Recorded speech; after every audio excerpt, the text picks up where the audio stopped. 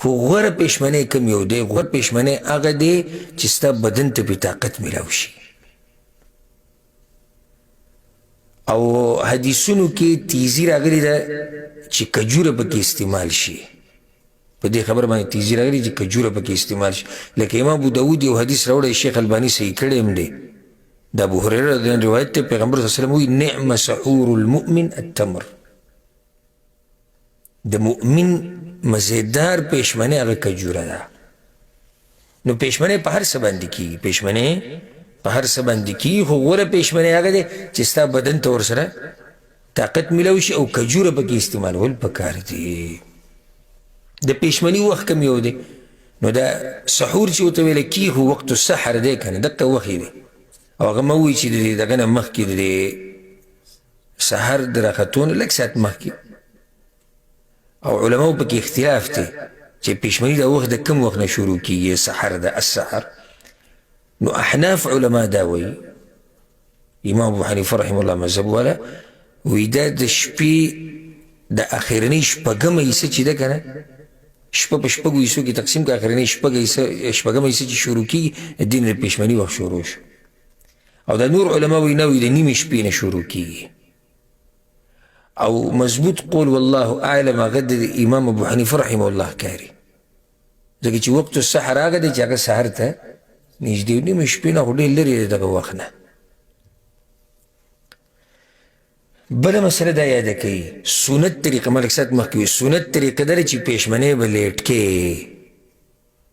لکه حدیث کې راځي د انس بن مالک رضی الله عنه، د زید بن ثابت رضی الله عنه بیانوي، وی ما د پیغمبر صلی الله علیه وسلم سره پېشمنۍ وکړو، ثم قمنا الى الصلاه، بیا ډایرکټ منځ ته لاړو. هغه دې تپوس وکړو کم کان بینهما، د دې پېشمنۍ او د منځه په منځ کې څومره وکړو؟ وی قدر 50 آیه، لکه 50 آیتونه چې وي.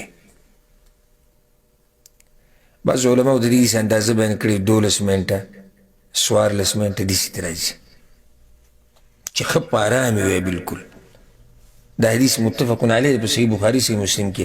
نو د دې نه دا ثابته شوه چې پېشمنۍ به لیټ کې.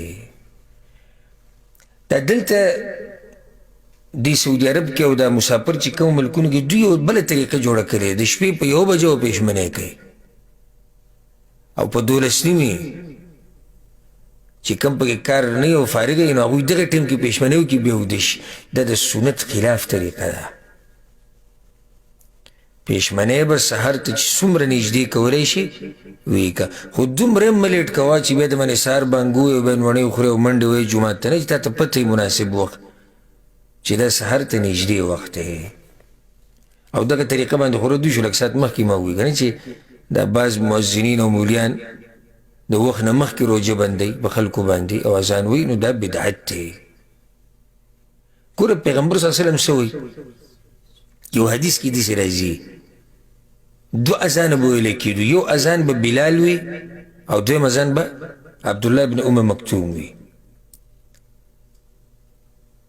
نو دغه دویم اذان د سحر دپاره دی او د هغې نه مخکې چې کوم اذان دی تهجدو دپاره دی. پیغمبر صلی الله علیه وسلم څه وایي؟ وی ان بلالا یؤذن بلیل، بلال د شپې اذان کوي وره، فکلوا واشربوا، نو خوراک او څښاک کوئ حتی یؤذن ابن ام مکتوم، تر دې چې عبدالله ابن ام مکتوم اذان وکړي. دا هغه وخت پورې خوراک کوئ.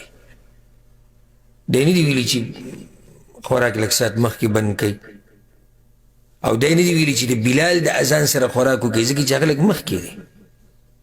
نو د دې حدیث هم دا ښکاري چې پیغمبر صلی الله علیه وسلم وایي چې اذان ته نږدې پېشمنۍ وکړئ، اذان ته نږدې پېشمنۍ وکړئ.